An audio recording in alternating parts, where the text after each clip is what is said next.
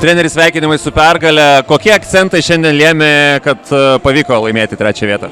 Mane nustebino, kad šiandieną mes pataikėm nemažai tritaškių. Ir turbūt tie 6 kamuoliai, mes tai jaunesni metais ir 6 kamuoliai, jie turbūt kažkas tokio. Meta drąsiai ir pataiko. Tai mane pradžiugino, turbūt tas lengvi tie taškai iš tritaškio visai neblogai mums čia rezultatui padėjo. Kalbant apie gynybą, varžovės metė 40 plus baudos metimų. Tai yra keturgubai beveik daugiau negu jūsų komanda.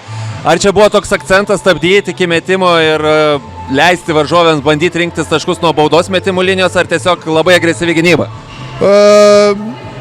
Šitas komanda Žalgirio jie tokia labai mėgsta iš po krepšio mesti.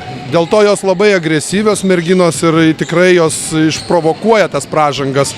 Tai kai kuriais momentais mes nesusitvarkydavom ir už tai teisėjai šildavo baudą. Trenerė, komanda 3 su trupučiu kėlinio laikėsi kovoj, bet paskui jau šiek tiek paleidot į priekį varžovės.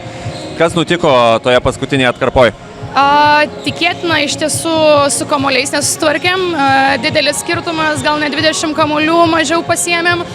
Tai tas didžiausiai, ta prasme, ir pasako, nebuvo kovos. Buvo kova 3 kėlinius, po to paleidom. Nežinau, su tais kamuoliais tiesiog nesutvarkom su Sostinė jau metai iš metų, jos visą laiką pirmauja su kamuoliais ir tos kovos kažkaip lygios dar kol kas neduodam.